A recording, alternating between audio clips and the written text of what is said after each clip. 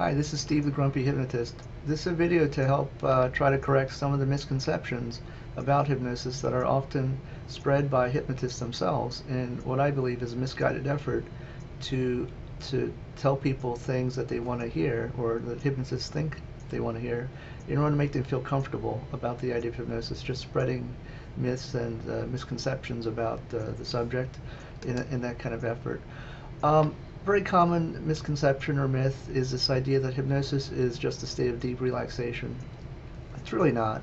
I mean, people can get very deeply relaxed during hypnosis, but people can get into any state in hypnosis. That's kind of the point a lot of times. And one of the most common things that occurs during hypnosis is what's known as catalepsy. It sounds like a scary word, but it's not. Basically, all it feels like is people feel immobilized, whether it's certain parts of their body feel immobilized or the whole body feels immobilized. And that's because hypnosis is really about intense fixation of attention, and sometimes then releasing that and then bringing it back, releasing it. So in those modes of being intensely focused on the experience, people tend to go into kind of this cataleptic state where they're immobilized, which is not exactly the same thing as relaxation. Second thing here is this idea that don't worry, you won't do anything immoral or against your ethics during hypnosis. This is silly because you can do immoral, unethical things outside of hypnosis. So hypnosis, as it says here, doesn't create like a magical force field where you don't do stupid things. You know, you can do stupid things in or out of hypnosis. The thing is, you can't be forced into doing something you don't want to do. That's a different thing. But the idea is you'll be completely safe during hypnosis. Well, you're never completely safe, and if you can't accept that, then you kind of just have to get your head together.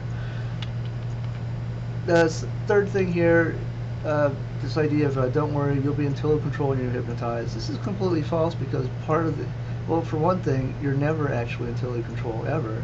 If you were ever in total control of things, you would have no problems, right? Whatever you want to do, whatever you want not to do.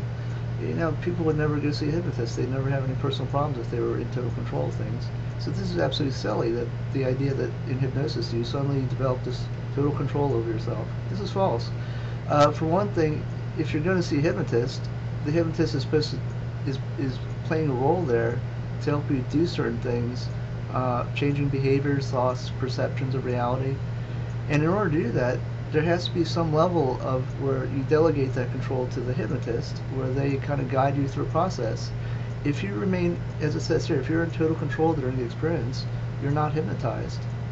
And I think this myth is spread by a lot of hypnotists because I think for some reason, often hypnotists, some hypnotists, I think are afraid actually of hypnosis. So they fall back on this idea of, oh, it's just about relaxing and visualizing, you know, being on a warm sunny beach or something like that. When actually it's kind of lack of taking responsibility on the part of the hypnotist, I think, where they have to take responsibility for the fact they are actually in control of the experience of the person getting hypnotized. This fourth myth here, you remain awake and aware while in hypnosis and remember everything. This is totally false because one very common thing that happens during this work is when people emerge, they're kind of not sure what happened. There's parts missing, there's gaps in their memory. I always describe it like a dream. When you wake up from a dream, you might not remember exactly what happened in that dream, but it's kind of the same thing. So this myth is bothersome because if hypnotists tell people that they'll remember everything, that they'll be totally awake and aware during hypnosis, and if the person emerges and they don't remember, there's things missing. Well, what does that say about the hypnotist? It means that this person either lied to them purposely in order to get them to go ahead with it, or tells them that the hypnotist had no idea what they were talking about because they didn't know this was possible when it happens all the time.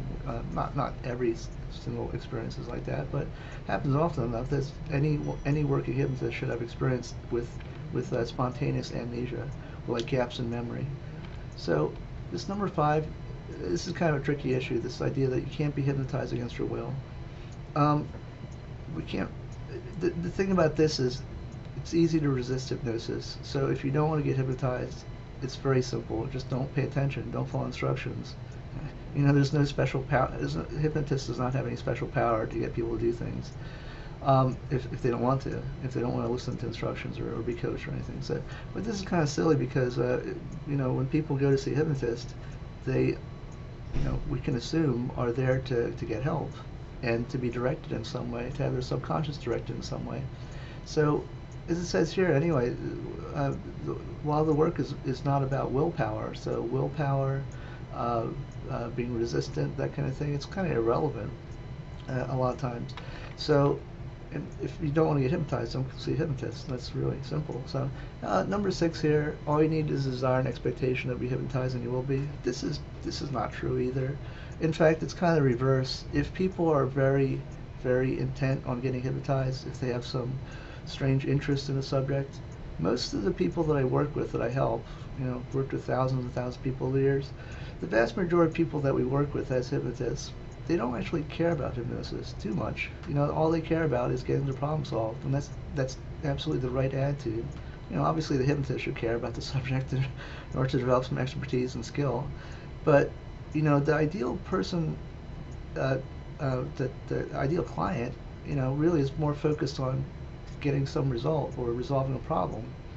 Um, so this kind of relates to that. If someone is very desperate to experience hypnosis in a certain way, that can actually interfere with the process. It's kind of like called the law of reverse effect. For example, if someone is desperate to go to sleep, if people are very intently focused on, I have to get to sleep, I have to get to sleep, it's just not going to work out very well in that sense. I think this number 6 myth here is actually used by hypnotists. So that if people have difficulty with hypnosis, if there's some problem with certain individuals getting hypnotized, I think this provides like a convenient excuse for the hypnotist to say that, well, you didn't really want to get hypnotized, so it's actually your fault because you didn't really want to. If you wanted to, you would be. And that's kind of, it's a form of blaming the client that unfortunately you know, sometimes happens. So number 7 here, this is actually along the same line, that the myth of hypnosis being that you really have to want to change in order for it to work. I think that's actually also this similar thing where if a client doesn't get certain results or has a difficult time, you know, this myth provides another kind of, you know, excuse for the hypnotist to say that, well, you didn't really want to change. This is kind of a bit a misdirection though, because hypnosis won't work if a person does not want it to work. But it doesn't, strangely enough, it doesn't really matter so much how badly a person wants to change. In fact, if a person says they really, really, really want it to work, if they really, really want to change, you know, it doesn't take a genius in personal and human nature to recognize that there's something going on there. If someone like is very loud and insistent that they really want to change, you know, sometimes it's someone. There's something else going on there. So with people that we work with, obviously they want something to happen, they want something to change in their life, and that's basically enough. We don't really, in fact, a lot of times we want to reduce the intensity of the desperation that sometimes people come in with, and that is actually what helps them. It's like when people are desperate to remember something that they've forgotten. You know, if someone is desperate to remember a name or where they play something, that gets in the way of them actually getting that result of remembering things. So in a strange way, this is where hypnosis can be used even for other things like stopping habits or changing patterns. So number 8 here, this idea that you know, if the hypnotist is certified, then, well, everything is great. I'm certified myself, but the whole certification thing, it's nonsense. Don't pay any attention to it. It's meaningless. In order to get a certification, basically you need a checkbook, and you know, in order to get certified, basically the criteria involves essentially passing like a 2-page multiple choice exam. Actually, it's 1 page with print on both sides sometimes. So a lot of this stuff about certifications is just kind of nonsense. I have more information about that on the website. Anyway. This idea here is a hypnotist cannot get you to do things you would not normally do. Again, it says here, if this were true, there'd be no point to going to a hypnotist, because we see clients in order to help them break existing patterns, to overcome certain blocks, that kind of thing, which is things that they, for some reason, have not been able to do normally on their own. So when you work with a hypnotist, temporary delegating some of the processes of your subconscious, or being guided in a certain way. So I think you're essentially doing it yourself, really guided by a hypnotist. But with that guidance, yeah, absolutely, a hypnotist should be able to get you to do things you would not normally do. And that's kind of the whole entire point of it, right? But again, that's a little bit different than like forcing you to do things you would not normally do. That's or things that would go against your interest. As long as we work with somewhat kind of sensible people, that's not really a problem. This number 10 here, this is kind of a summary of the whole thing. This idea that don't worry, hypnosis is totally safe. This is silly because hypnosis is not like a moral or immoral thing or anything. It's not good or bad. It's not like safe or unsafe.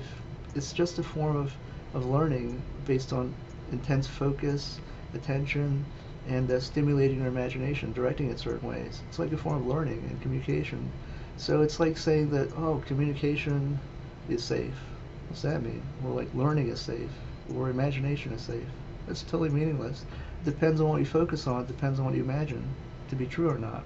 And that can influence your behavior and what things you allow yourself to do or not to do, or how you handle yourself. So, again, this whole idea it sums up the whole intention behind these kind of myths that are spread by hypnotists, either out of ignorance on their part, or they're deliberately, with good intention, sometimes trying to make people feel safe about a subject that some people are nervous about. But my philosophy is that if you can't handle the truth about certain things of that sort, then just don't do hypnosis.